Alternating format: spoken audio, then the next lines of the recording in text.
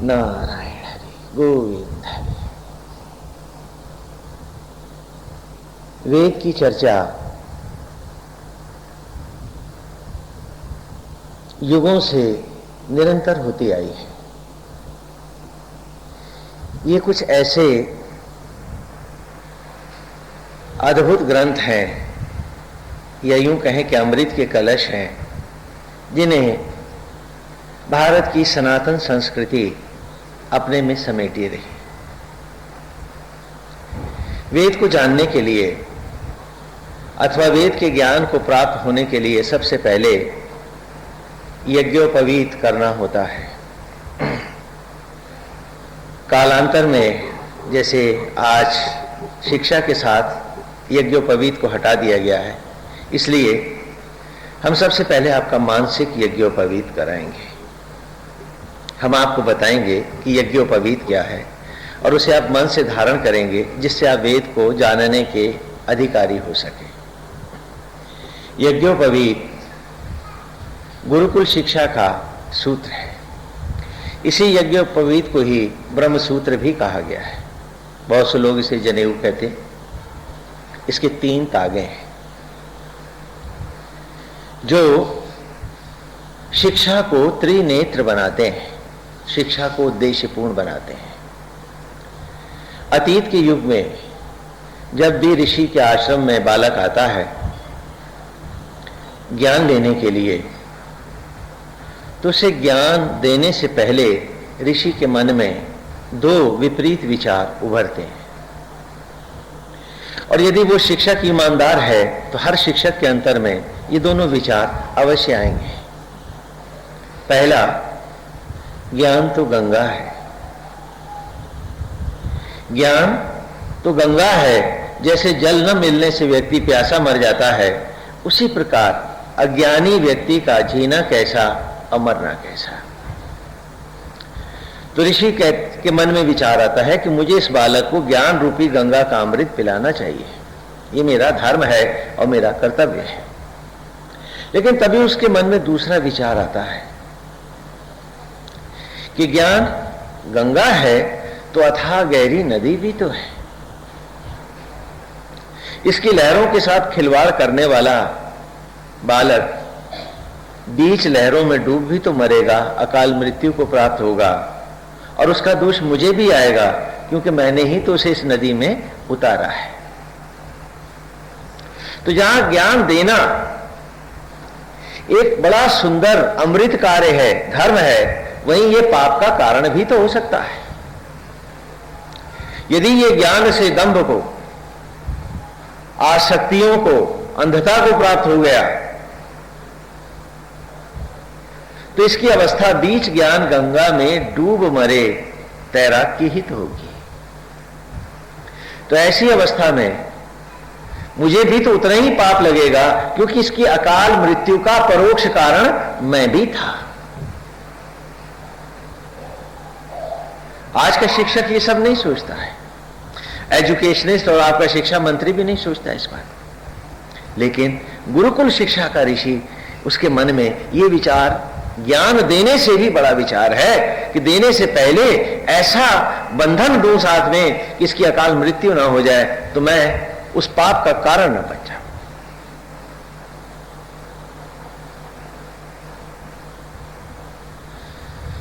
तो वो उस बच्चे से कहता है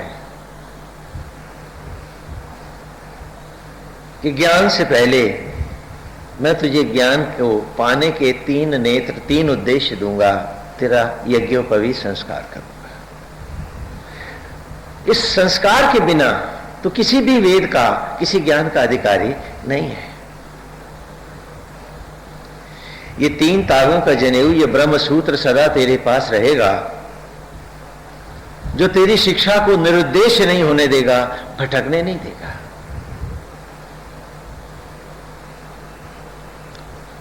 क्योंकि ज्ञान तो आत्मा है। जैसे कि अथर्ववेद में दशम कांडम में भी कहा, वेदाहम सूत्रम विततम। वस्तुतः गुरुकुल शिक्षा का जो ग्रंथ है वो अथर्वण ऋषि ने संकलित की थी, वो अथर्ववेद है। तो वहां कहा कि वेदाहम सूत्रम विततम, कि जब तुम कहो कि तुम ज्ञान को प्राप्त हो गए हो तो तुम अज्ञानी हो, जब तुम कहो कि तुमने पढ़ लिया है तो भी तुम अपढ़ हो। ज्ञान को लादने वाला पशु है, जैसे बोझा जानवर पर पड़ा। ज्ञान का सहारा लेकर जीने वाला पंगु है, क्योंकि डिग्रियों की लाठी होगी तो नौकरी मिलेगी, तो लंगड़े लूले अपंग ही तो। कि जो ज्ञान को लाठी के रूप में सहारे के लिए धारण करता है वो पंगु है, जो ज्ञान को सिर्फ ज्ञान के लिए लादता है वो पशु है।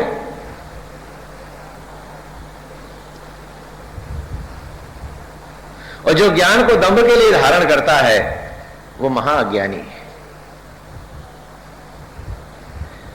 कहा कि ज्ञान कैसा हो, तो कहा वेदाहम, कि ज्ञान मैं स्वयं हूं, ये सूत्र हो उसके पास, विततम व्यापक, अर्थात ये यज्ञोपवीत का ये व्यापक सूत्र हो उसके पास, तभी समझो वो ज्ञानी है।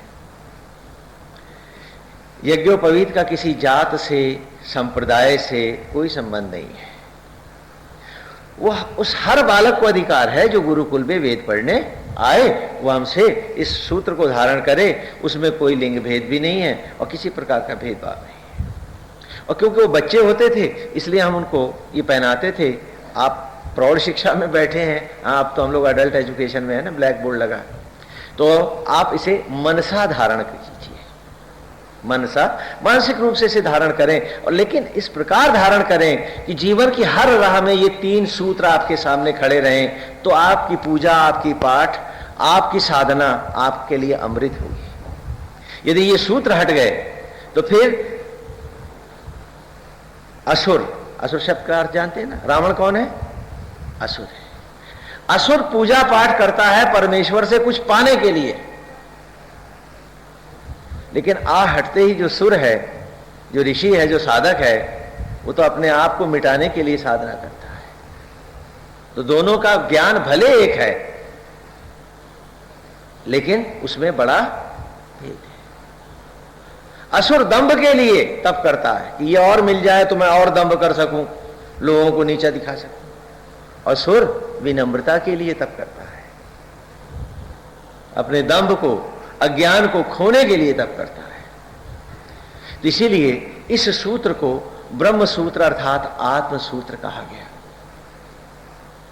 यज्ञ शब्द का अर्थ है, यज्ञ 2 अक्षर हैं इसमें, य और ज्ञ। यज्ञ शब्द का अर्थ है, य माने उत्पत्ति, या माने उत्पत्ति और ज्ञ माने ज्ञात होना, अर्थात सृष्टि के रहस्यों का ज्ञात होना, उसको प्राप्त करना, उसे संस्कृत में हम क्या कहते हैं?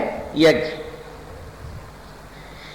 ये जो हम प्रतीक यज्ञ करते हैं ये भी इसीलिए कहते हैं कि यज्ञ के द्वारा सृष्टि होती है।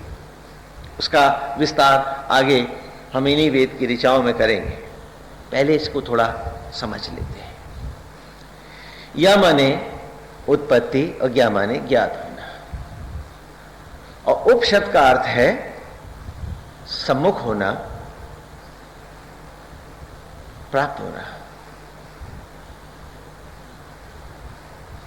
तो यज्ञोपवीत, यज्ञ उपवीत,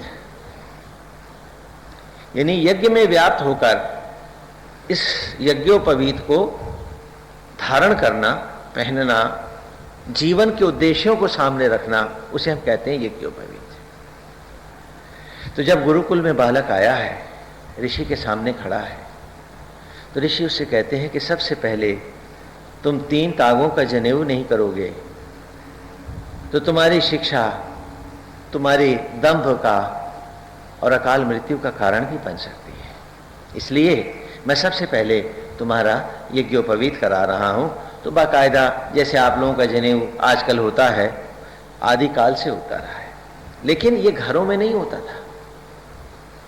केवल वो बालक जो गुरुकुल में आते थे उन्हीं का होता था। और ऋषि कभी घर से बालक उठाने नहीं जाते थे, जैसे कि आजकल के आधुनिक सीरियल वगैरह में आपको दिखा देते हैं। ऐसा नहीं होता था। माता पिता बंधु बांधव ही बालक को लेकर के वन में गुरुकुल में आते थे और वहीं गुरु उनका वर्ण करते थे, पहले उनको शिक्षा का सूत्र देते थे। तो यज्ञोपवीत के 3 तागों को मैं अभी स्पष्ट कर रहा हूं, जबकि इसी में फिर आएंगे भी, ऋषि मधुचंदा में ही पुनः आएंगे ये आपके पास, इसलिए संक्षेप में थोड़ा परिचय दे रहा हूं। केवा ही अस्य सूनरथा विरप्षि गोमती मही पक्वा शाखा न दाशुषे। एवा ही अस्य, कि यूं ऐसे ही मंगल यज्ञों को धारण करने के लिए जब भगवान स्वयं परमेश्वर आत्मस्वरूप होकर पेड़ों के गर्भ में प्रकट हुए, तो वो बूढ़े तन की राख जो संभवतः तुम्हारी और मेरी ही थी, ईश्वर के सौंदर्य पर, उसकी ज्योतियों पर न्यौछावर हुई। और उस भस्मी ने जब अपने आप को अर्पित किया उस परमेश्वर पर, आत्मा पर, पेड़ के गर्भ में, तो सूनरता मंगल यज्ञों के द्वारा उसने क्या किया? पक्वा शाखा न दाशुषे, उस राख से में खो गए मेरे ही शरीर के टुकड़ों को उसने फिर पवित्र फल बना पेड़ों पर लहरा दिया। वो राख न रही, वनस्पतियों में लौट आई। तो बालक पहला सूत्र है, पहला सूत्र है वेद के जानने वाले का, पहला संकल्प है, पहली प्रतिज्ञा है कि वो सचराचर मात्र में हर पेड़ पौधे को भगवान का मंदिर मानेगा। यदि वो ऐसा नहीं करता है तो वो वेद का अधिकारी नहीं है। कि हर पेड़ पौधे में वो परमेश्वर ही यज्ञ कर रहे हैं, भगवान ही यज्ञ करते हैं, तभी तो भस्मी, चिता की राख, हमारे ही बुजुर्गों की भस्मी, मट्टी एक बार फिर फलों में, अन्न में, फल में लौटती है, दुर्गंध सुगंध बनती है, पतन पावन हो जाता है। हमें एक आंख दी कि इन पेड़ों को सिर्फ पेड़ पौधे न समझना, क्या मानना कि तो यज्ञशाला है जहां स्वयं परमात्मा यज्ञ कर रहे हैं। इनकी भी पूजा सेवा अर्चना करना। और आप लोग इन पेड़ों की पूजा करते हैं, केले की करते हैं, बरगद की करते हैं, नहीं करते क्या? नीम की पूजा करते हैं, तुलसी की तो पूजा करते ही हैं, करते हैं। ये प्रतीकात्मक पूजाएं करा रहे हैं आपको याद दिलाने के लिए कि ये पहली आंख है वेद की, कि इन वनस्पतियों को, सचराचर को ही हमें यज्ञ के रूप में धारण करना है, क्योंकि ईश्वर हमें किसी लोक में नहीं, इन्हीं पेड़ों में यज्ञ के द्वारा फिर ला रहा है। ये पेड़ ना होते तो हमारे पास संतानें भी तो नहीं होती।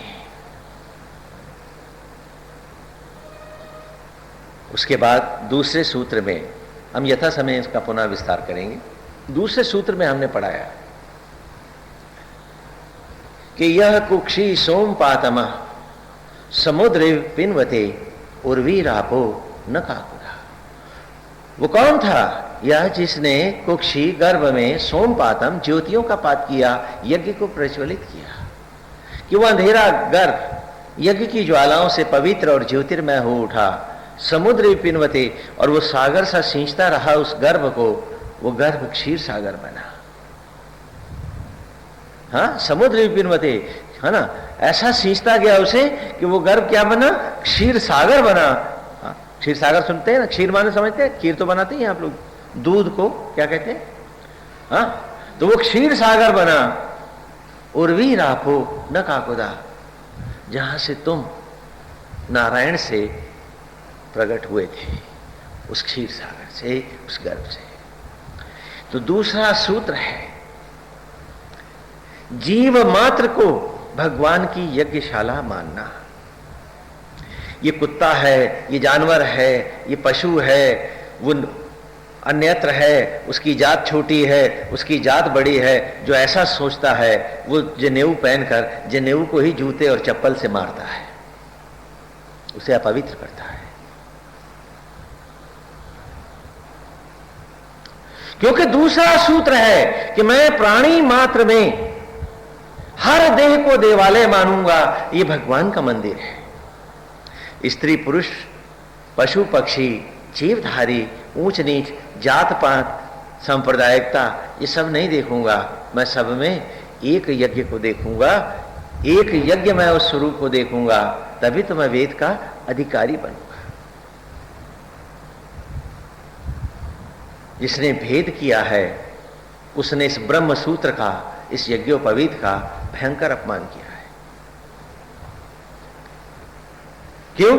कि भेद अज्ञान का जनक है, अभेद होना ही सत्य में निष्ठा है हमारी। कारण जब एक पिता परमेश्वर हम सबको बनाने वाला है, तो भेद करने वाले उस परमेश्वर की पहले हत्या करेंगे, दो की कल्पना करेंगे, तभी तो भेदभाव करेंगे।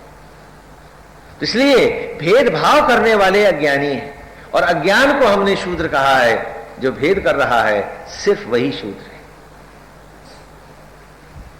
तो दूसरा सूत्र है वेद जानने वालों का, तो दूसरा संकल्प है कि वो किसी से भेदभाव नहीं करेंगे, सचराचर मात्र में नारायण का दर्शन करेंगे। कि गोविंद न होते तो ये रूप कहां होता। आज भी वो आत्मा यदि हमारे शरीर से बाहर निकल जाए तो हम लोग भी तो अर्थी उठा करके ले चलते हैं उसकी, और क्या गाते हैं? राम नाम। वो राम उनमें भी तो वही है, उसके हटते ही उसकी भी अर्थी उठ जाती है। और जब तक वो है तभी तक तो वो रूप है। तो किसी को हम पीड़ा नहीं देते, गाली हम लौट ईश्वर को ही तो देते हैं, अनादर हम वेद का करते हैं। और तीसरा सूत्र है यज्ञोपवीत का, बीलु चिदारुष तनु भीर गुहा चिदेंद्र वन्नी भी अविंदु श्रेयान। कि शरीर को अपने, ये जो देह तुम धारण किए हुए हो, यदि तुम यज्ञ को जानना चाहते हो तो आज संकल्प पूर्वक तुम्हें शरीर को अपने एक मंदिर मानना होगा। ये तुम्हारा बनाया नहीं है, तो इसमें मेरा मेरा मत गाना, ये सब नारायण का है। यदि ये भाव नहीं है तो वेद का ज्ञान तुम्हारे लिए नहीं है।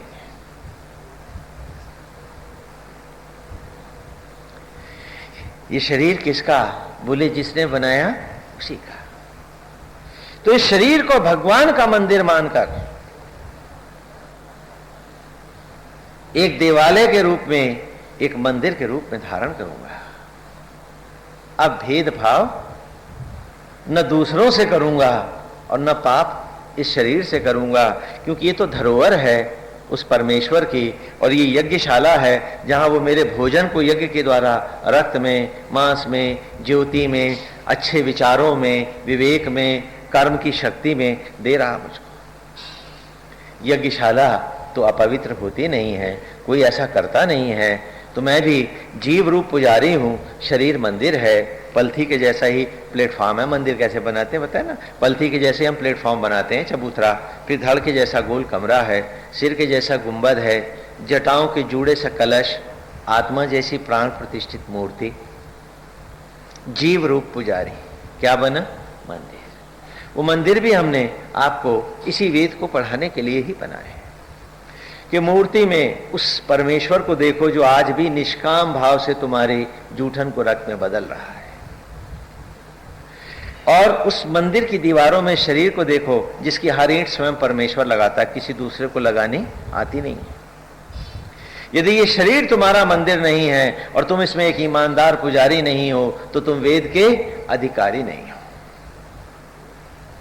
और इस 3 तागों के जनेऊ को गुरु शिष्य को धनुषाकार पहनाते हैं, गांडीव की तरह, धनुष की तरह।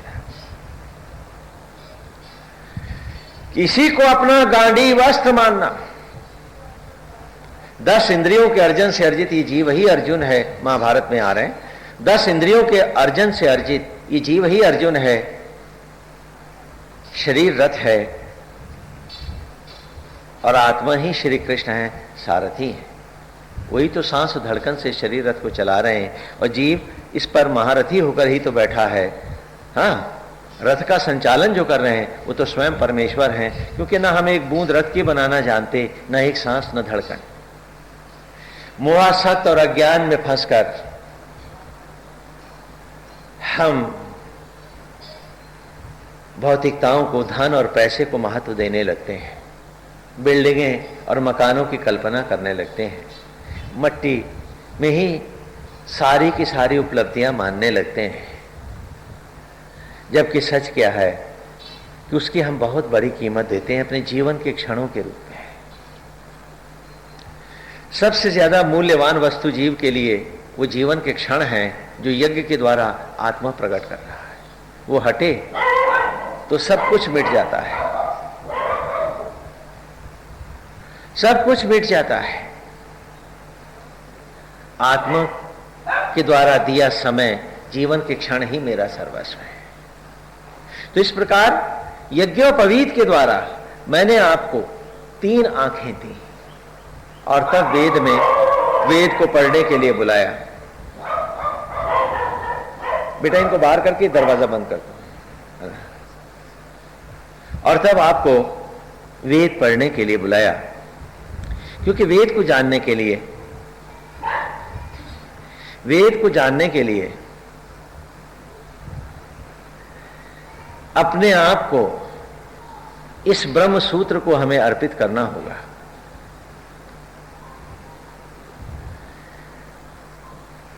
यदि हम अपने आप को इस ब्रह्म सूत्र को अर्पित नहीं कर पाएंगे तो हमारा ज्ञान वेद का या तो लदान होगा या लाठी होगी, और दोनों अवस्था में या हम पशु होंगे अथवा पंगु होंगे। वेद को आत्मसात करने के लिए हमें ब्रह्म सूत्र को सदा अपने सामने रखना होगा।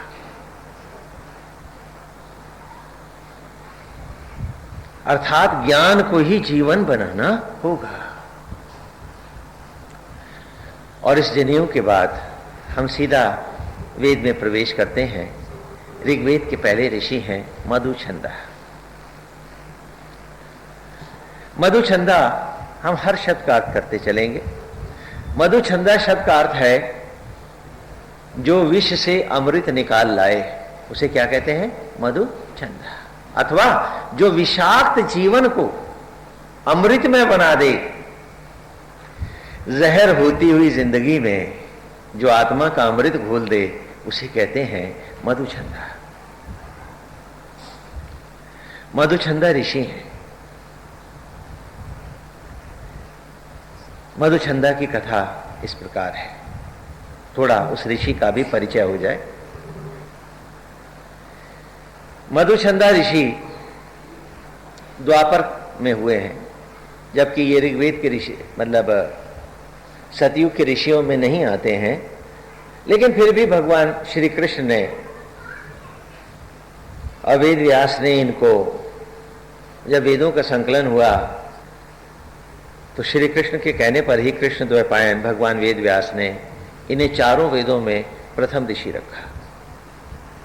वस्तुतः ये वेद का खुलता द्वार है। मधुछंदा ऋषि घनघोर तप करते थे। विश्वामित्र जी उनसे मिलने गए तो वे उनसे बड़े प्रभावित हुए। मधुछंदा ब्रह्म अग्नियों में, ज्योतियों में अपने आप को बदल देना चाहते थे। तो विश्वामित्र ने उनसे कहा, विश्वामित्र ने, हाँ कि मधुछंदा तुम अभी मत जाओ, क्योंकि तुम्हारे जाने से वेद के सारे रहस्य सदा सदा के लिए लुप्त हो जाएंगे। तुम इस ज्ञान को मेरे पुत्रों को दे के जाओ।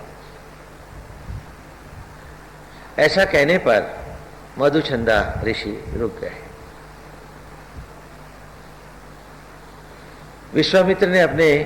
विश्वामित्र के 100 पुत्र हैं।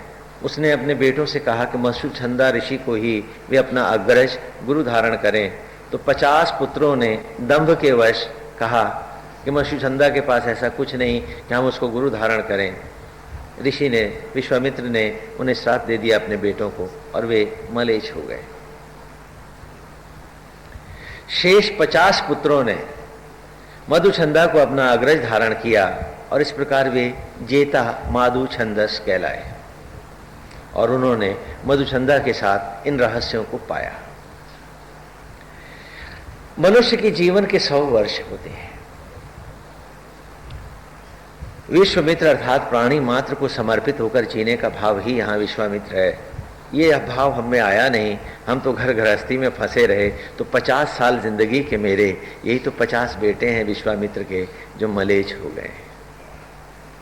आप में से बहुतों के, हम सबके। आधी जिंदगी तो हम खा आए हैं अपनी। चलो बाकी जो जिंदगी के साल हैं यही विश्वामित्र के बेटे हैं, इन्हें जेता माधुछंदस बना दें, मधुछंदा की ऋचाओं को अपने जीवन में घोल लें और इस अमृत के साथ जिए, तो बाकी के साल मेरे जीवन के जेता माधुछंदस हो जाए। ही प्रकट हुए हैं। ये ठीक है कि वहां विश्वामित्र एक ऋषि हैं, ये सत्य है कि उनके 100 बेटे भी हैं। मैं उनको ये ना समझिएगा कि वो नहीं है और मैं खाली आपको ऐसी बात नहीं, लेकिन यहां सारे पात्र जो हैं वो महाविष्णु की, परमेश्वर की विभूतियां हैं। तो विभूतियों के साथ, अपने देवताओं के साथ भगवान जब प्रकट होते हैं तो उनका उद्देश्य हमें हमारे जीवन के क्षण पढ़ाना होता है, हमारे भीतर के ही जेता माधु छंदस दिखाने होते हैं, हमारे भीतर ही बैठे विश्वामित्र को दिखाना होता है। जैसा कि रामायण आदि में भी आप देखते हैं कि गुरुकुल शिक्षा में इन सारे ग्रंथों को हमने लीला ग्रंथ के रूप में लिया था, अर्थात ईश्वर की जो सत्य लीलाएं हैं उनका सत्य ज्ञान कराना। जैसे अध्यापक पाठशाला में बच्चों को पढ़ाता है, कबूतर से का, खरबूजे से खा, गोभी से गा, उसी प्रकार, ठीक उसी प्रकार पात्रों के माध्यम से जीवन के विभिन्न भावों का दर्शन कराना, इसी को सनातन धर्म ने व्यापक रूप से गुरुकुल शिक्षा में रहस्य लीलाओं के रूप में, कथाओं के रूप में बच्चों को ज्ञान को सरस करके बच्चों तक लाने के लिए, छात्रों तक लाने के लिए, ब्रह्मचारियों तक लाने के लिए इस विधा का प्रयोग किया। इसीलिए विद्या की देवी सरस्वती कहलाई। आज भी आप उन्हें सरस्वती माँ कहते हैं। अभी नवरात्र की पूजाओं में आपने माँ सरस्वती की भी पूजा की, लेकिन जरा अपने बच्चों से पूछ के देखिए कि क्या विद्या की देवी सरस्वती है, तो बोलेगा नहीं, अब तो नीरस्वती है। उस ज्ञान को, गूढ़ ज्ञान को भी सरस मनोरम करके छात्रों तक लाना, यह एक अद्भुत पार्टी रही है गुरुकुल शिक्षा की। तो मधुछंदा ऋषि हैं और हमारे अंतर का भाव ईश्वर को पाने की इच्छा ही तो मधुछंदा है। तो हर पात्र को जिसे आप कथाओं में, लीलाओं में बाहर देखेंगे, उनके अक्षरों को अपने भीतर खोजेंगे, इसी परिपाटी में ही ये ग्रंथ सदा चले हैं। जैसे कि दशानन और दशरथ में भी हमने आपको दिखाया कि जिसने 10 इंद्रियों को 10 मुंह बनाया, जो इन्हीं के अतृप्तियों के लिए जी रहा है, वो 10 मुंह वाला क्या कहलाता है? दशानन रावण। और जिसने 10 इंद्रियों को रख लिया, निग्रह किया, बांध लिया, वो क्या बना? दशरथ। तो यहां मन की 2 स्थितियों को स्वयं देवता प्रकट होकर के लीलाओं के द्वारा दिखा रहे हैं। तो जब हम कथा में आपको सूक्ष्म ज्ञान की तरफ ले जाएं तो आप इसका अर्थ ये न लगाइएगा कि भगवान राम की लीला ही नहीं हुई। नहीं, ऐसा नहीं है।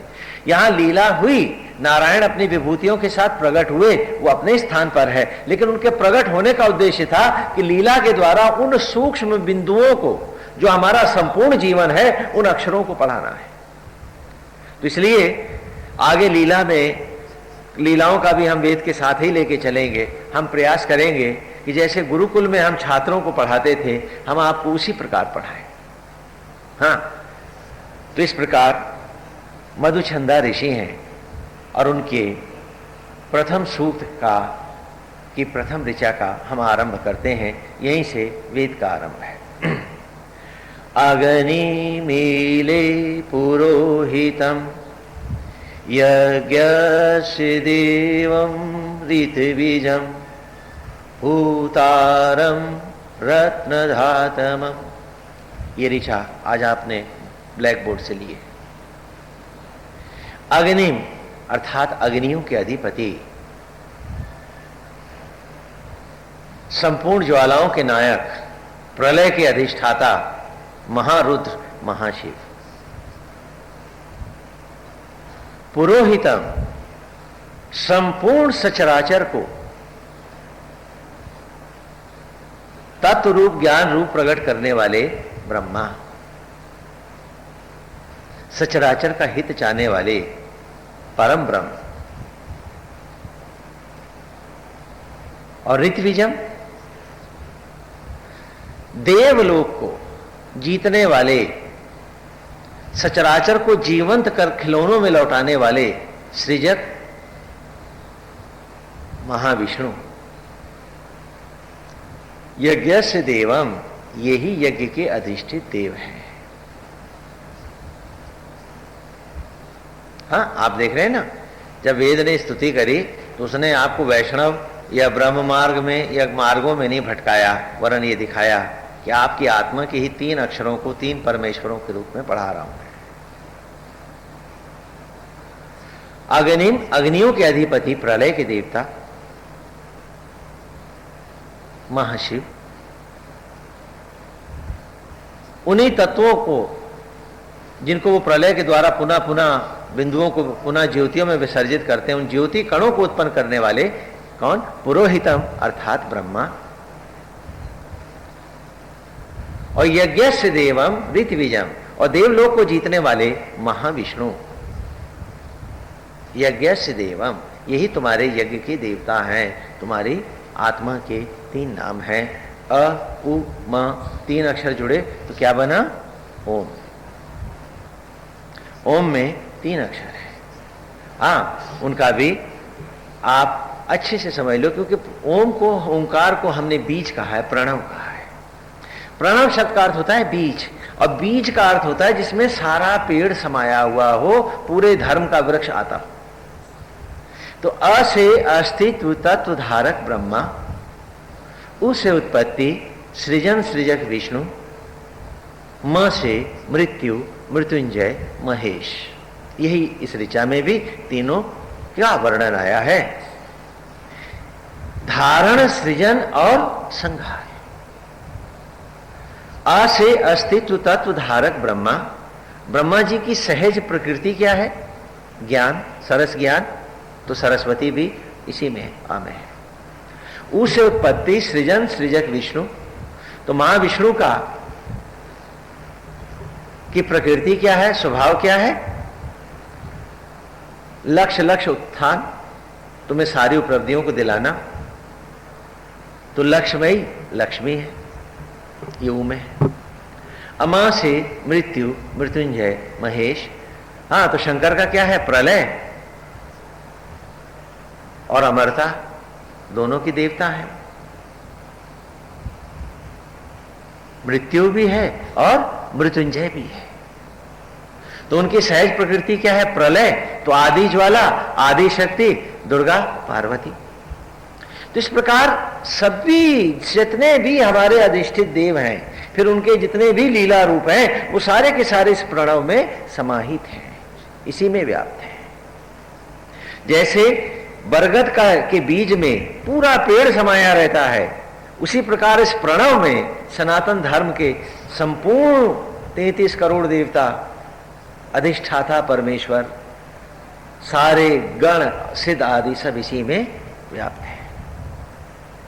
इसलिए इसे प्रणव कहा है। कालांतर में कुछ तांत्रिकों ने जो पूरब से जो प्रभाव आए, तो उसमें बहुत से और प्रणव उत्पन्न किए गए, लेकिन वे किसी व्याख्या में अभी तक आते नहीं हैं।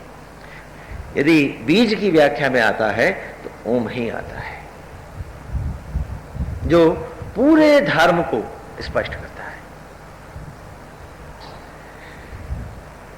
और इसी प्रकार बाकी संप्रदायों में भी जहां जहां परमेश्वर की कल्पना हुई, लगभग यही लिया गया। जैसे गॉड में कितने अक्षर हैं? 3 हैं, जी, ओ और D. G for generator, O for operator and D for destroyer. ये मैं प्री क्राइस्ट कह रहा हूं, वेटिकन से पहले की बात कर रहा हूं। उसके बाद तो जब प्रोफेट्स आते गए तो उन्होंने ईश्वर को लोकों दूर भेजा, है ना। क्योंकि जब हम गॉड को स्मॉल जी से लिखते हैं ना, GOD, तो देवी देवता होते हैं। और जब हम उसमें परम जोड़ देते हैं, कैपिटल कर देते हैं जी को, तो क्या हो जाता है? परमेश्वर, अल्टीमेट क्रिएटर हो जाता है। और अल्लाह में भी 3 ही अक्षर हैं, अलिफ लाम ही।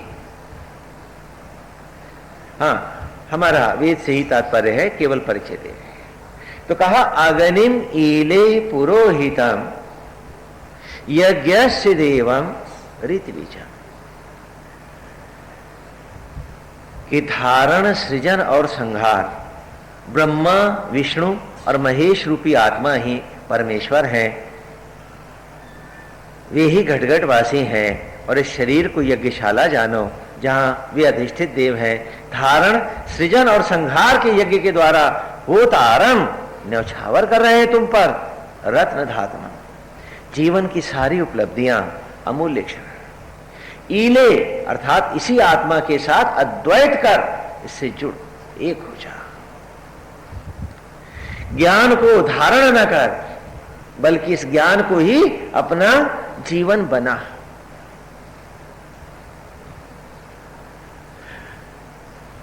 इसी ऋचा में उन्होंने कहा न्यौछावर करने वाले हैं। क्या परमेश्वर न्यौछावर करने वाला है? यदि हम विचार करें तो आज हमारे पास जो कुछ है वो नारायण का न्यौछावर ही तो है जो हमारी गोद में गिरा है, और ये गोद भी तो उन्हीं का न्यौछावर है। उसने कभी सांस, धड़कन और जीवन के क्षणों की कीमत नहीं मांगी, और हम हर सांस को, हर क्षण को केवल मतलब के लिए नगद करते रहे। वेद में जाने वाले वेद को ही जब जीवन बनाते हैं तो जीवन के हर क्षण को ईश्वर का न्यौछावर बना देते हैं। आज सिर्फ दंभ के लिए, अपनी ईगो के लिए, अपने नाम के लिए हम बड़े बड़े काम भी करते हैं। दिखावा है सेवा का, लेकिन मतलब अपने दंभ की, अपने घमंड को पूजने का ही तो है।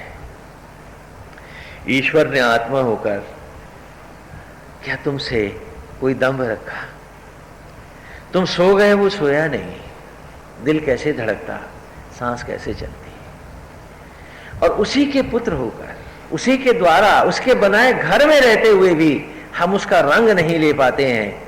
हम ज्ञान को भी लेते हैं तो डिग्रियों की एक बैसाखी ले लेते हैं कि नौकरी मिल जाएगी, काम धंधा कर लेंगे, यानी इसके सहारे जिएंगे। क्यों? क्योंकि मैं पंगु जो हूं।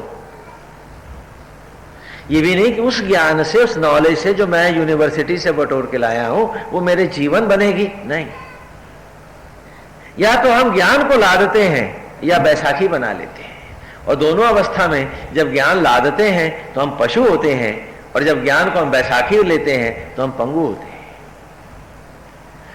यही कारण है कि जितना हम पढ़ते हैं उतना ही पंगु होते जाते हैं, और फिर ये पंगुता जब बढ़ती है तो फिर हम मटेरियल पंगु होते हैं, हाँ, नातेदार रिश्तेदारों के पंगु होते हैं, और फिर धीरे धीरे अस्वाभाविक रूप से शरीर के साथ जो हम विश्वासघात करते हैं तो फिर हम अस्पतालों के पंगु होते हैं।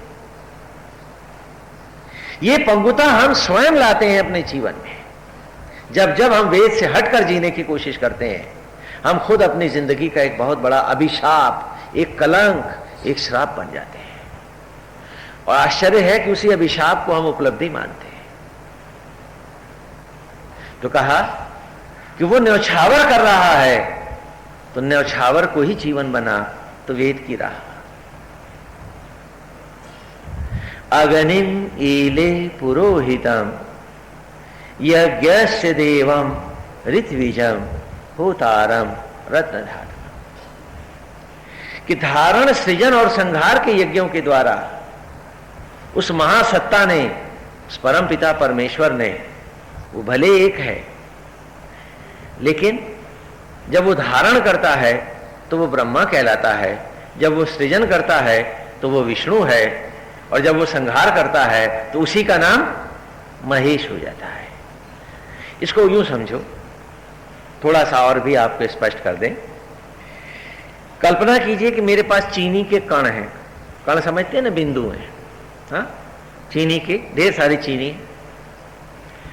तो कण को अगर मैं बिंदु कहूं तो ब्रह्म माने बिंदु भी होता है, ठीक है।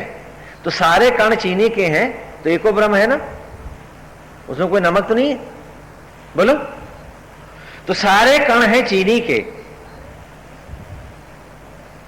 उन कणों को घोल करके मैं खिलौने बनाता हूं। कल्पना कीजिए मैं खिलौने बना रहा हूं। एक खिलौना बनाया एक आदमी बना दिया, एक पेड़ बना दिया, एक देवी बना दी, हाँ बच्चे बना दिए, कुछ पशु बना दिए, एक प्लेनेट भी बना दिया, उसी चीनी से घोल घोल के मैं सब ढालता गया खिलौने।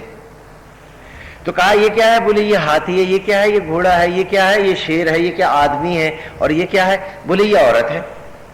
कहा एक बात बताओ हमको, हैं तो सब एक ही चीनी के, बोलो नहीं है क्या? हाँ, और चीनी के कण को मैं कहता हूं ब्रह्म, तो है तो सब एक ही ब्रह्म के, बोलो है ना? और यहां बनाने वाला भी एक ही है ना, दो नहीं है। फिर जब वो खिलौने खराब हो गए तो उनको मैं डंडे से तोड़ रहा हूं। क्या हुआ? हाथी खत्म। हाथी क्या हुआ? खत्म हो गया।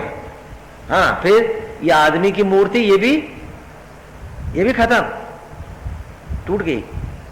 कहा ठीक है, ये सारे खिलौने टूट गए, खत्म हो गए, मान लिया मैंने, लेकिन सुनो चीनी तो यथावत है। तो इस सारी प्रक्रिया में खिलौने टूटे लेकिन चीनी तो यथावत है, तो ब्रह्म अमर है, वो बिंदु तो यथावत है ना। अब आप समझो इस बात को कि जब मैं चीनी के कणों को बना रहा था तो मैं क्या था? ब्रह्मा था। जब मैं सूक्ष्म चीनी के कणों को बना रहा था तो क्या था? ब्रह्मा था। और जब उनसे खिलौने बना रहा था तो लोगों ने मुझे क्या कहा? विष्णु कहा। और जब उन खिलौनों को उनकी आयु के बाद मैं तोड़ रहा था, फिर चीनी के कणों में लौटा रहा था, तो मैं महेश था। बोलो समझ में आया? जिस प्रकार एक व्यक्ति, सिर्फ एक व्यक्ति अपने घर में पति भी है, पिता भी है, पुत्र भी है, तो क्या वो तीन हो गया? है तो एक ही ना, उसकी तीन संज्ञाएं हैं। हाँ, जब उसके पिता खड़े हैं तो उनके सामने वो क्या है? पुत्र है। जब वो पत्नी खड़ी है तो उसके सामने वो क्या है? पति है। और जब उसका सामने बेटा खड़ा है तो अपने पुत्र के सामने वो क्या है? वो स्वयं पिता है। हाँ, तो वो तीन तो नहीं हो जाता। तो उसी प्रकार जब वो परमेश्वर धारण करता है, हाँ, जब वो धारण करता है तो वो ब्रह्मा है। जब वो सृजन करता है खिलौनों को तो वो क्या है? विष्णु है। और जब वो संहार करता है तो क्या कहलाता है? महेश। इसी को सभी संप्रदायों ने, विश्व के जितने पुराने स्कूल ऑफ थॉट थे जो वक्त के साथ बदलते भी रहे, तो उन्होंने इसको इसी प्रकार लिया। इसीलिए वहां भी गॉड है, जनरेटर, ऑपरेटर एंड डिस्ट्रॉयर। हमने आत्मा के साथ जब परम शब्द जोड़ा तो परम धन आत्मा क्या बना? परमात्मा। और परम धन ईश्वर क्या कहलाया? परमेश्वर। यहां ईश्वर शब्द को भी हम थोड़ा स्पष्ट कर लें तो जिससे आपके मन के जो भ्रम हैं वो टूटते रहेंगे। हाँ, ईश्वर नाम विनम्रता का है, ईश्वर नाम अकिंचन होने का है, ईश्वर नाम सेवा का है। एक छोटा सा एक उदाहरण दे रहे हैं आपको। वेद व्यास का नाम तो आपने सुना है। तो एक स्थान पर संहिताओं में आया है, ये वर्णन आया है कि कुछ ऋषियों ने, कुछ सन्यासियों ने, तापस लोगों ने वेद व्यास से कहा कि वेद व्यास, हम तुमसे एक बात पूछना चाहते हैं। कहाँ पूछे? कहा तुम कृष्ण को ईश्वर क्यों कहते हो? ईश्वर तो अजन्मा अविनाशी है, वो तो निर्गुण निराकार है, तो फिर तुम कृष्ण को ईश्वर क्यों कहते हो? तो वेद व्यास मुस्कुराए और उन्होंने उन ऋषियों से कहा कि ऋषिजन,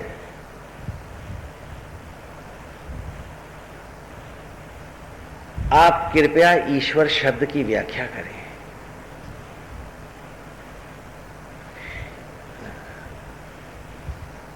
तो संत मनीषी जन कहने लगे, तुम वेदों के रचयिता हो, तुम पुराणों के रचयिता हो, तुमने उनको रचा है और गुरुकुल शिक्षा का व्यापक स्वरूप रहस्य लिखा।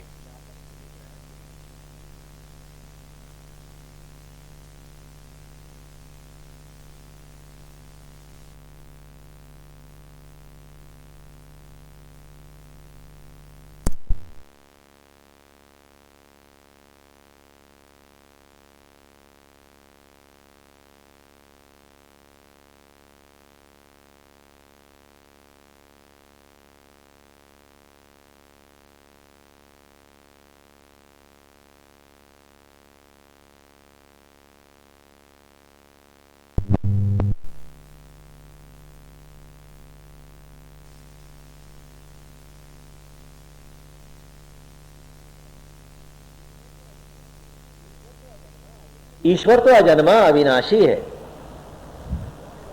वो तो निर्गुण निराकार है, तो फिर तुम कृष्ण को ईश्वर क्यों कहते हो? तो वेद व्यास मुस्कुराए और उन्होंने उन ऋषियों से कहा कि ऋषिजन,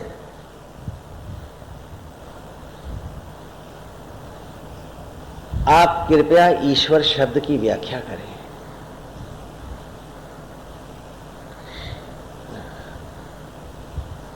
तो संत मनीषी जन कहने लगे, तुम वेदों के रचयिता हो, तुम पुराणों के रचयिता हो, तुमने उनको रचा है, और गुरुकुल शिक्षा का व्यापक स्वरूप रहस्य लीलाओं का जादूगर भी तू ही है वेद व्यास, तो तेरे आगे हम ईश्वर की व्याख्या क्या करें, तुम ही करो। तो उसने कहा, ऋषिगण, ईश्वर शब्द ऐश्वर्य से बना है। आज भी जब आप संस्कृत का कोई डिक्शनरी उठाएंगे, हिंदी की भी उठा लेंगे, या संस्कृत महाकोश, कोई भी अमर कोश उठाएंगे, तो आपको वहां मिलेगा ईश्वर शब्द काय से बना है, इसकी व्युत्पत्ति कहां से है, ऐश्वर्य से है। ईश्वर शब्द ऐश्वर्य से बना है। कहा तो फिर ईश्वर का अर्थ क्या हुआ कि जो प्राणी मात्र को, जीव मात्र को ऐश्वर्य दे, स्वयं को भुलाकर उसे क्या कहेंगे, ईश्वर। ईश्वर की कल्पना में आप एक बड़ा सिंहासन सोच लेते हो, एक बड़ा ऊंचा पद सोच लेते हो, हाँ, सब लोग आपको सर झुकाएं, आप ऐसी कल्पना कर लेते हो। ये आपका भोला ज्ञान है। कहा जो प्राणी मात्र को ऐश्वर्य दे, स्वयं को भी भुलाकर, उसे क्या कहते हैं, ईश्वर। और तब कहते हैं वेद व्यास, क्योंकि पेड़ों के गर्भ में भस्मी को वनस्पति में उसी परम पिता ने लौटाया, मट्टी से अन्न वही बनाता रहा,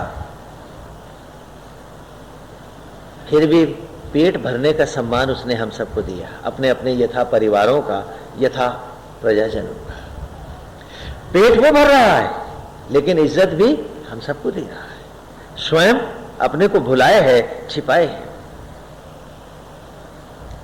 कि जो प्राणी मात्र को ऐश्वर्य दे, स्वयं को भुलाकर, उसे क्या कहते हैं, तो पेड़ों के, वनस्पतियों के गर्भ में यज्ञों के द्वारा भस्मी को वनस्पतियों में उसने लौटाया, और पेट भरने का सम्मान आप सबको दिया।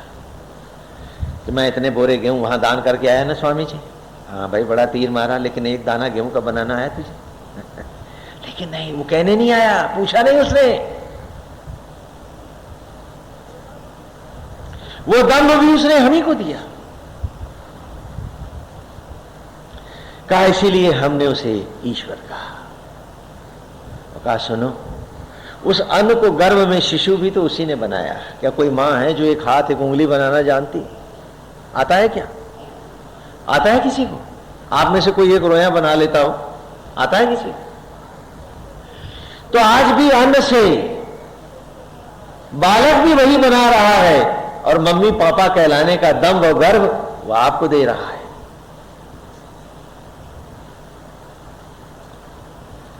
आप हर जगह ऐंठ रहे हैं कि मेरे सिद्धांत है स्वामी जी, मेरा ये है, मैं ये कराया स्वामी जी, ये तीर मारा है। लेकिन उसने कभी न कहा कि हर सांस मैंने दी इसे, हर धड़कन मुझसे भीख में मांगी इसे।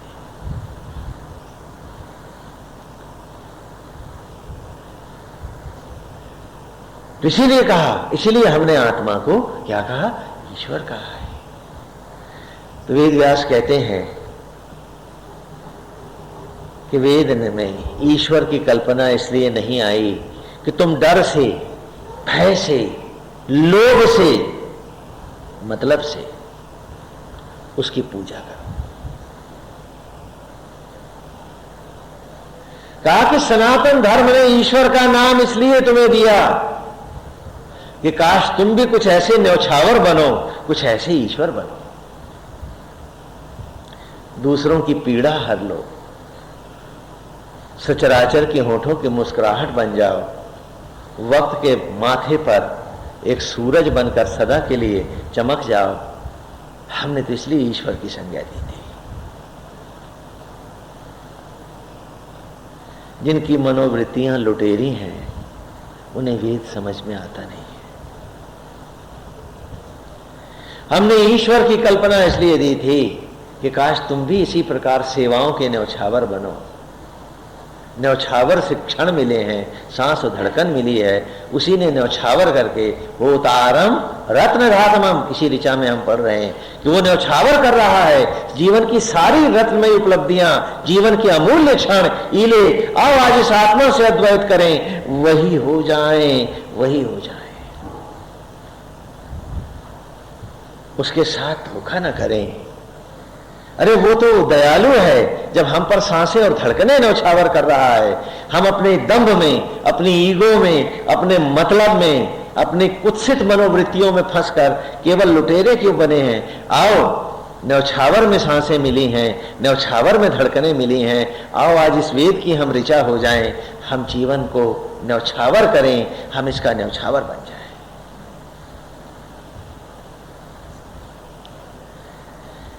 अगनिम ईले पुरोहितम यज्ञस्य देवम ऋत्विजम भूतारम रत्नधारम।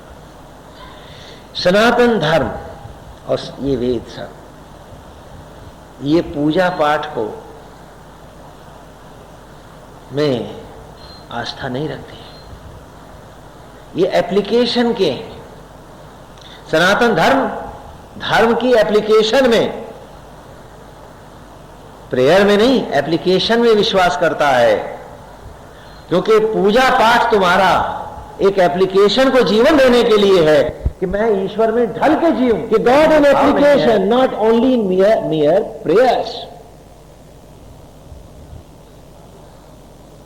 कि खाली भजन गा लिए, खोपड़ी हिला दी, आह बड़ा रस आ गया, वो तो तुम्हें मुशायरे में भी आ जाता, कभी सम्मेलन में भी आ जाता, टीवी सीरियल और फिल्म में भी आ जाता है, तो उसमें और साधना में कुछ फर्क तो है।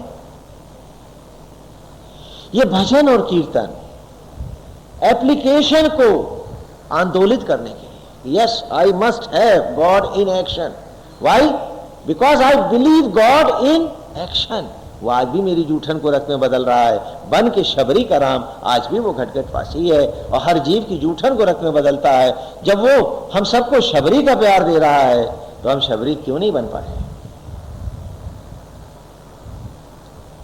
इसीलिए यहां का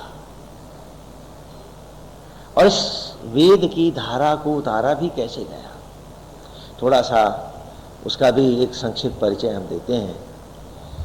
क्योंकि वेदों के आवाहन कैसे हुए उसकी 2-3 कथाएं हैं, संक्षेप में बता रहे हैं, जिससे आपको बाकी जितने भाष्यकारों की जो कल्पनाएं, ऋषि संत, ऋषि मनीषी जन गुरुकुल में भी यथा यथा पढ़ाते रहे कि भगवान वेद व्यास ने घनघोर तप किया और तप करने के बाद बहुत से ऋषियों का मानना है कि मधुचंदा द्वापर के नहीं सतयुग के ही ऋषि हैं। और ये भी बात सही है कि वे सतयुग के साथ जो जुड़ी हैं कथाएं हैं, महाराज कृष्ण तो युग में भी मधुचंदा हैं। हेलो सीताराम। अपने बच्चे के स्थान पर वो मधुचंदा की बलि देना चाहते थे, ऐसी भी पौराणिक हरिओम हरिओम। तो बहुत से कथाकारों ने इसको इस प्रकार लिया कि वेद व्यास ने घनघोर तप किया और जब तप किया तो नारायण प्रकट हुए, महाविष्णु प्रकट हुए। तो उन्होंने वेद व्यास से कहा कि वेद व्यास तुमने हमारा आवाहन क्यों किया? तो वेद व्यास ने कहा कि भगवान धरती के मनुष्य भटक गए हैं, वे जीवन के उन अमूल्य क्षणों का अर्थ नहीं जानते हैं जो हर क्षण आपसे प्रकट हो रहा है। जीवन का अमृत है जो, उसी को वो चिंता, द्वेष, ईर्ष्या, क्रोध, बदले की भावना से दंभ और मोह में फंसकर विषाक्त बनाकर जी रहे हैं, भटक गए हैं। भगवान मैं उन्हीं सृष्टि के रहस्यों को आपसे जानना चाहता हूं। तो कहा क्या जानना चाहते हैं?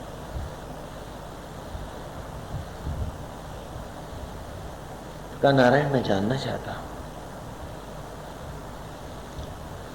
कि उत्पत्ति कैसे हुई। तो कहा यज्ञ के द्वारा।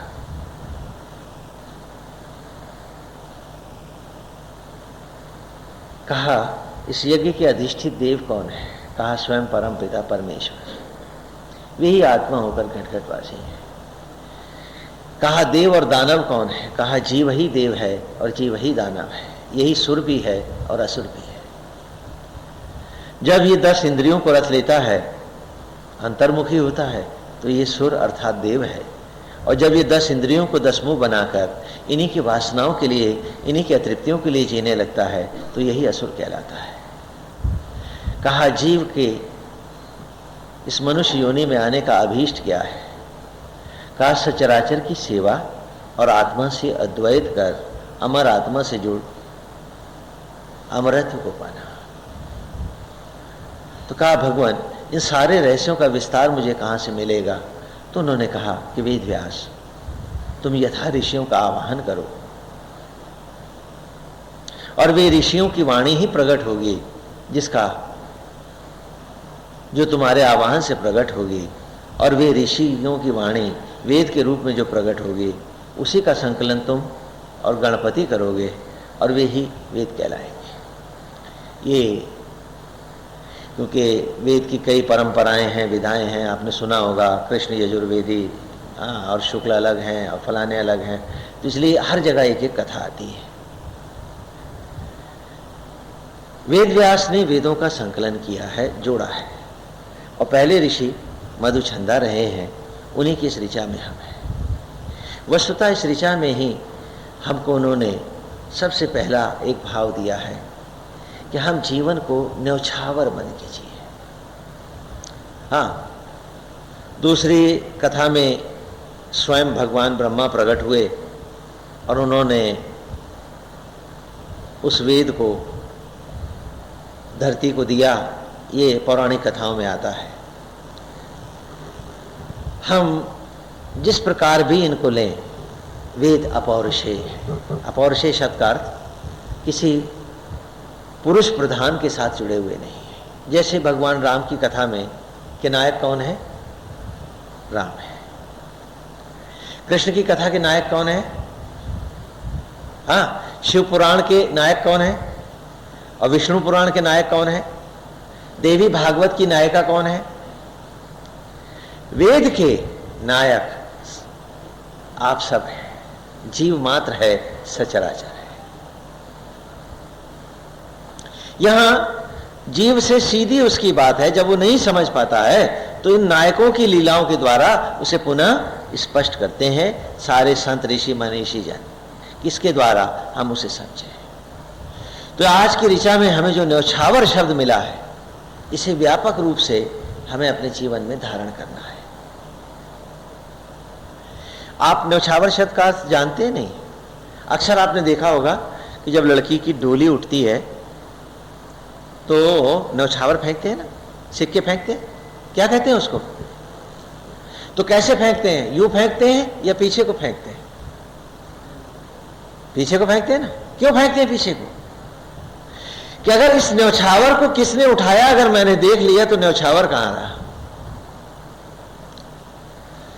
कहा जब सांसें उसने न्यौछावर में दी हैं तो मेरी हर सांस इस सचराचर को न्यौछावर हो। आज हम चाहते हैं हर सेवा में मेरा नाम सबसे ऊपर टका होना चाहिए।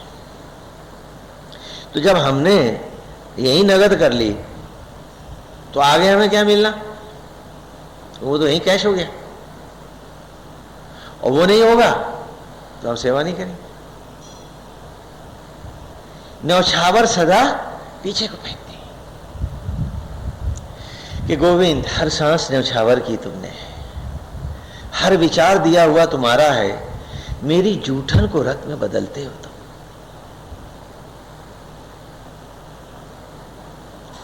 ऐसे घटघटवासी नारायण आपके द्वारा प्रकट हर सांस और क्षण मेरा और उसे मैं सिर्फ मतलब के लिए जीता हूं,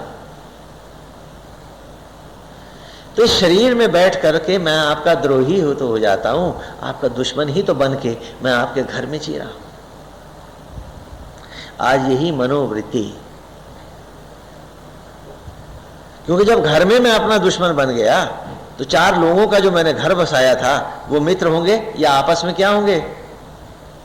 और आज हर घर की कथा क्या है कि 2 जंगली जानवरों को जो एक दूसरे के दुश्मन हो एक जगह इकट्ठा रख दो तो क्या होगा। क्या यही आज आप लोगों का गृहस्थ धर्म नहीं है? क्षमा करना मेरे को। कारण कि आपने इस न्योछावर को खोया है, अपने जीवन के सुख को खोया है, अपनी आंखों को खोया है, आपने दीदे खोए हैं।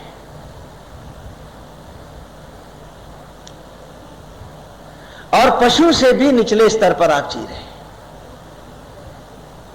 पड़ोसी के साथ भले निभ जाए, लेकिन मियां बीबी की निभनी क्या आसान है।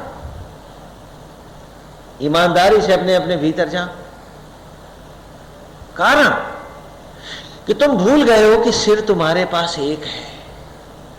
जब बन के लुटेरे जियोगे तो वो लूट ही तो घर में भी एक दूसरे के साथ आएगी, क्योंकि तुम ईश्वर के साथ भी तो आज लुटेरे बने हो, तुम्हारे जीवन में न्योछावर नहीं है। और वेद ने आरंभ में ही कहा, होता आरंभ रत्न धातु, अरे वो न्योछावर है तुम पर और तुम न बन पाए न्योछावर उसका। सिर्फ मतलब के लिए सब नगद कर रहे हैं और साथ क्या ले जाओगे। हर तुम्हारे पास एक ही धन है, एक ही वेल्थ है, एक ही उपलब्धि है, होतारम रत्न धातमम। तुम्हारे पास एक ही रत्न है, एक ही धातु है, और वो है जीवन का क्षण।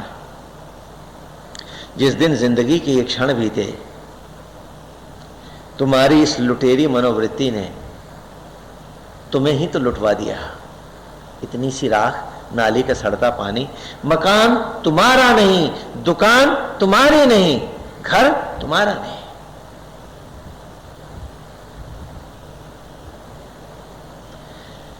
ले जाएंगे घर के पकड़ करके, घर में से एक अपवित्र पशु गुजर जाए, घर धो दो, घर पवित्र हो जाएगा। लेकिन जिस घर से तू अर्थी बन के उठेगा, 13 ही पर्यंत छूत वास करेगी। फिर न तू ब्राह्मण है, न क्षत्रिय, न वैश्य है, कोई पवित्रता तुझ में नहीं, क्योंकि पवित्र तो वो आत्मा था, बुझ गया। तो उसके बाद अज्ञान ही तो है, अंधकार ही तो है।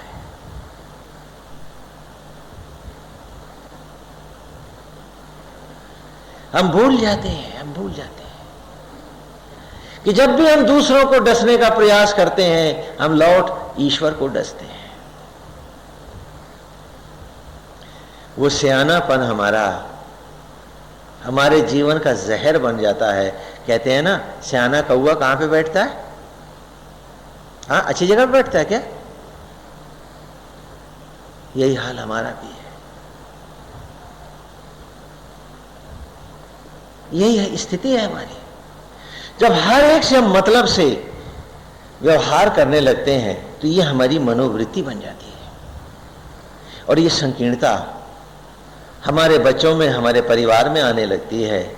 और कहते हैं भाव को भाव मिलता है, या देहाती भाषा में कहें खरबूजे को देख खरबूजा रंग बदलता है। जब मैंने उसको लूटना चाहा तो उसके मन में भी लुटेरे का भाव आया, और यूं जिंदगी लूटने, ठगने और नोचने में चली गई। बड़े सियाने बने, कहने लगे इतना बटोर लिया है, कहा उसका भी इंतजाम किया है कि साथ भी ले जा सकूं। अगर उसने कुछ दया करी थी तो दया को आगे फेंकना था कि और बड़ी दया है। क्यों?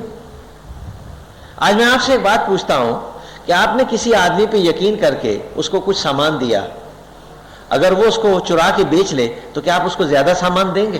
बोली देंगे क्या? तो ईश्वर भी तो आपसे पूछेगा कि ये शरीर, ये ट्रस्ट मैंने तुमको दी थी कि तुम इसका यथा इस्तेमाल कर सकते हो, तो तुम तो इसी के साथ धोखा करते रहे, तो दोबारा ये जिस्म भी अब मैं तुम्हें कैसे दूं? क्या जवाब दोगे कि जब मैं हर सांस न्यौछावर कर रहा था तुम पर, हर धड़कन मेरी तुम पर न्यौछावर थी, तो तुम सिर्फ इस सचराचर को नोच क्यों रहे थे? आज भी प्रकृति में हर जीव का भोजन नियत है। गाय घास खाएगी, हिरन भी घास खाएगा, शेर मांस खाएगा, हाँ शूकर भी यथा खाएगा। सबका भोजन तय है ना, और सबको भगवान भोजन दे रहे हैं, भूखा कोई नहीं है क्या? उनके पास कोई राशन कार्ड भी नहीं है आपका दिया हुआ श्रीमान, सबको पेट भर मिल रहा है।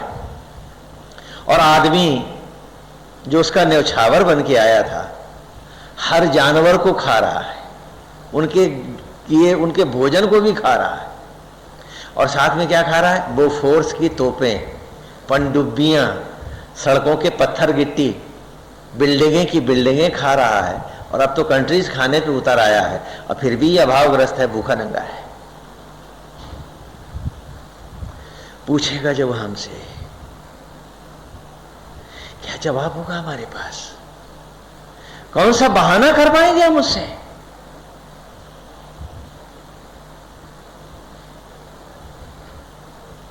जब वो कहेगा कि हर सांस मैं तुझे निष्काम भाव से देता रहा और तू हर सांस को निकृष्ट पशु की तरह, खटमल की तरह नगद करता रहा। जब मेरा इतना बड़ा संग लेकर तू रंग न ले पाया मेरा, बता दोबारा ये शरीर तुझे दूं कैसे? और तेरे लिए न्यौछावर बन के तेरी जूठन को रक्त में बदलने अब मैं आऊं क्यों? तो क्या कहोगे? कैसे जवाब दोगे उसको? कैसे सामना करोगे उसका?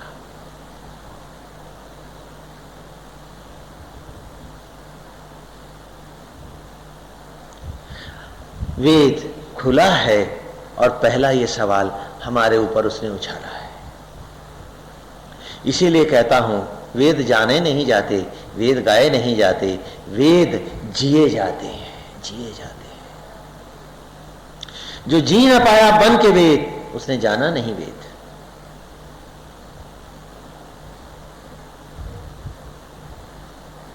हमें सोचना होगा, हमें अपने आप को जवाब देना होगा, हमें उसके सामने खड़े होना होगा। यही मंदिर की कल्पना है, यही बाकी कथाएं हैं। और इसी से ब्रह्म सूत्र भी शुरू होता है, अथातो ब्रह्म जिज्ञासा। ब्रह्म सूत्र भी एक बड़ा अद्भुत ग्रंथ है। आप चाहेंगे, क्योंकि वो भी इसी के साथ जुड़ा हुआ है, तो उसकी भी एक एक ऋचा ब्रह्म सूत्र की भी ले लेंगे। अथातो ब्रह्म जिज्ञासा। अथा माने आरंभ करें, ब्रह्म माने आत्मा, अजिज्ञासा का अर्थ आप जानते हैं, क्यूरियोसिटी। क्या आओ आत्म जिज्ञासा का आरंभ करें, आओ अपनी आत्मा से जुड़ चलें, आओ अपनी आत्मा से जुड़ के जीना सीखें। 50 साल जिंदगी के या आधी जिंदगी समझ लीजिए, विश्वामित्र के 50 बेटे, वो 50 साल मेरे मलेच्छ बनकर जिए हैं मैंने। मैं और मेरों के लिए मैं सारे समाज को लुटेरा बन के जीता रहा हूं। चलो 50 साल हम जेता माधु छंदस बन जाएं, इस ऋषि के ही पुत्र बन जाएं, इसके न्यौछावर को पढ़ डालें, इसके न्यौछावर को उतार लें। आओ आत्म जिज्ञासा करें, अथा तो ब्रह्म जिज्ञासा। ये सारे अमृत ग्रंथ मुझे बारंबार मेरे भीतर बुला रहे हैं कि थोड़ा समय रह गया है बाकी, जो अब न सुधरा वो कभी न सुधरा। कारण कि वेद का मानना है कि आज जिस गलत विचार से आप अलग हट रहे हो, एक्शन में भले आज आप अलग हट जाओ, लेकिन उसके संस्कार को जाने में 12 साल लगते हैं। कितने साल? 12 साल। यही पांडवों का 12 वर्ष का वानप्रस्थ है। आगे ऋचाओं के साथ हम इन कथाओं से भी ऋचाओं को उभार के लाएंगे, जिससे आपको पूरी तरह स्पष्ट हो जाए। वस्तुतः महाभारत वेद की एक एक ऋचा के साथ उनकी कथाओं को पढ़ाते भी थे, हम नाटकों के द्वारा भी पढ़ाते थे गुरुकुल में। गुरुकुल लीला के ग्रंथ है ये। ऐतिहासिक ग्रंथ अपनी जगह हैं, लेकिन उस इतिहास को गुरुकुल ने शिक्षा में हर बालक को उसका स्वरूप पढ़ाने के लिए ही ग्रहण किया था। भगवान वेद व्यास ने उसकी रचना यथा की थी। धीरे धीरे समझाएंगे, आपको स्पष्ट हो जाएगा। ग्रंथ गंभीर हैं लेकिन समझ में आ जाएंगे आपको। हम उसे बहुत सरल करेंगे कि महाभारत में भी यही दिखलाया है।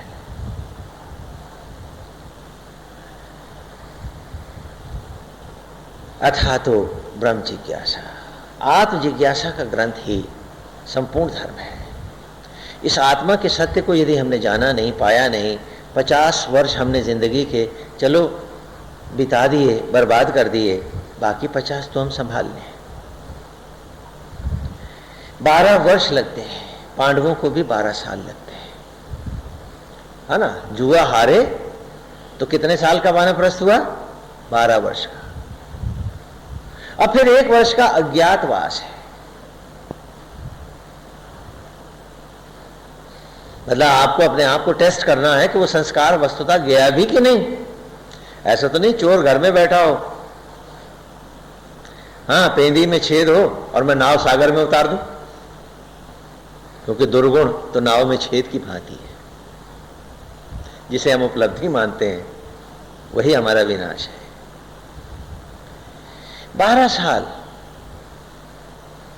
क्यों कहा? कल्पना कीजिए कि एक आदमी सिगरेट पीता है या शराब पीता है,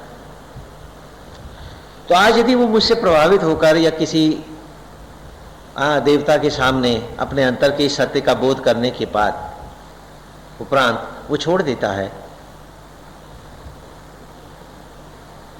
शराब पीना, सिगरेट पीना, सब जानते हैं कि छूट गई इसकी, और ये भी सत्य है कि वो दोबारा अब नहीं पिएगा, लेकिन फिर भी वेद कहता है कि ठीक है कर्म से ही तो छूटी है, अभी संस्कार नहीं गया, अभी सपने में तो बराबर पिएगा ना, जहां इसका अधिकार नहीं, इसका विचार तो उधर भागेगा। जब इसके विचार से, सबकॉन्शियस से, सुषुप्त मस्तिष्क से ये विचार पूरी तरह से मिट जाएगा, तब संस्कार गया।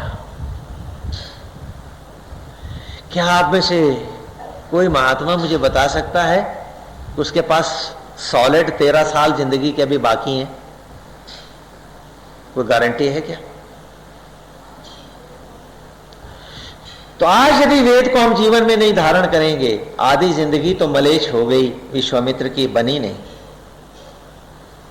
जीना था प्राणी मात्र से जुड़कर, विश्वस्य मित्रा, सबका दोस्त बन के जीना था, सबका हमराज हमदर्द बन के जीना था, वो तो जिया नहीं।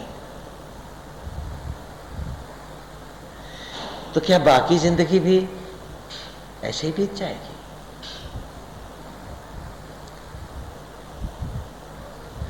तो यहां जब मैं कहता हूं अथा तो ब्रह्म जिज्ञासा, तो ये जिज्ञासा पूरी जिज्ञासा नहीं है कि जिस गांव नहीं जानना उसी का परिचय पूछ रहे हैं आप, ऐसा यहां नहीं है। यहां जिज्ञासा का अर्थ तो चलने का है, उसी में ढलने का है, उसमें मिटने का है। ये ब्रह्म सूत्र है और इसको हमें धारण करना होगा।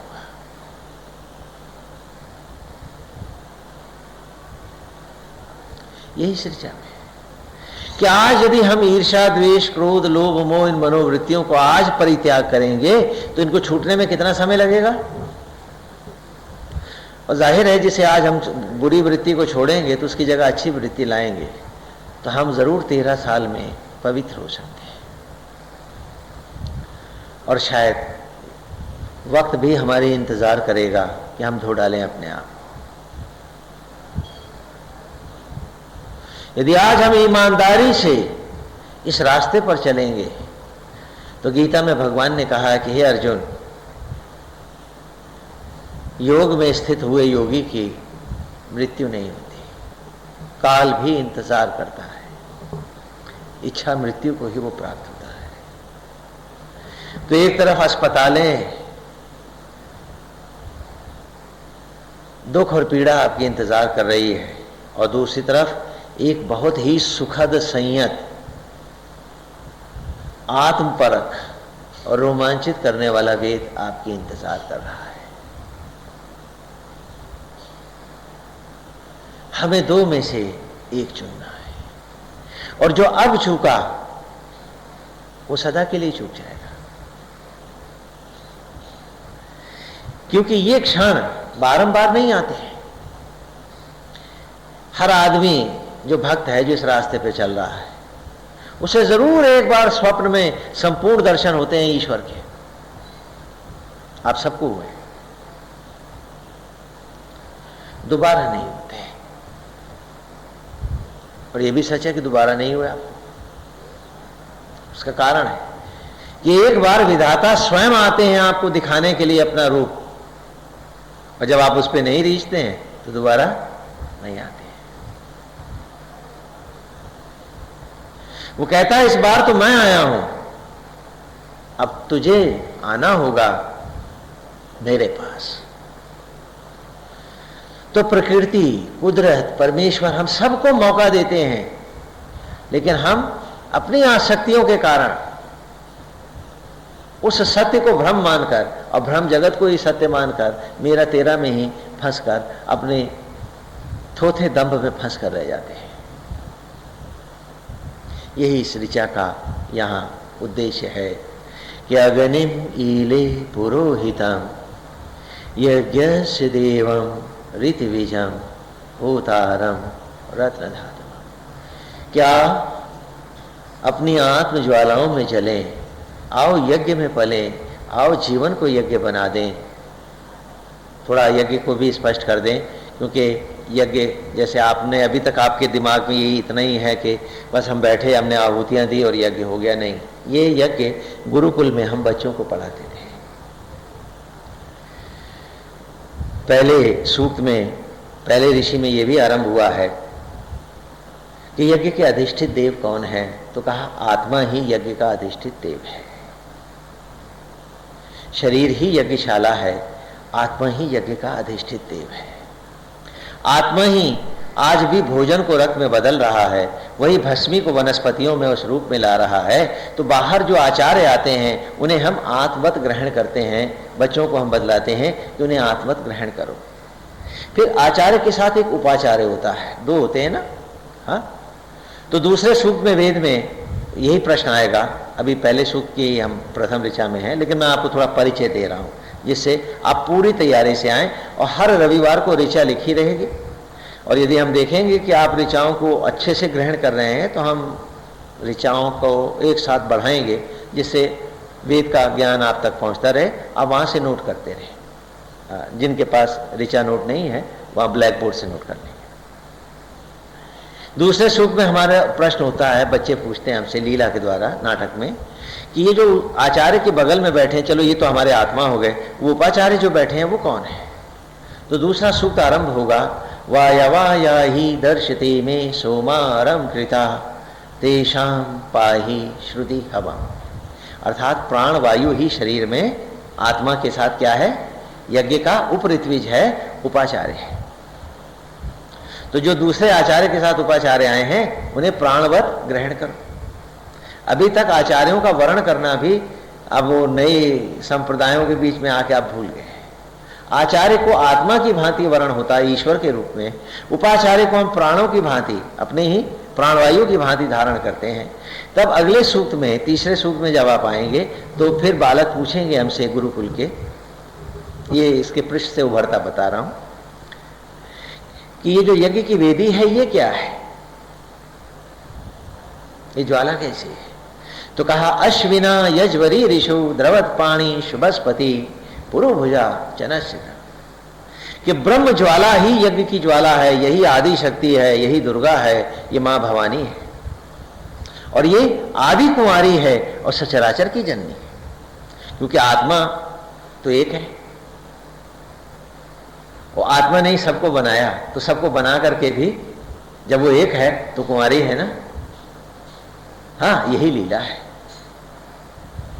तो तीसरा सूक्त आया कि ये जो ज्वाला है, जो अग्नि है, ये ब्रह्म ज्वाला तुम्हारे अंतर में जो प्रज्वलित है, ये बाहर की अग्नियां हम उसी के प्रतीक में जला रहे हैं, तुमसे तुम्हारा परिचय तुमको करा रहे हैं।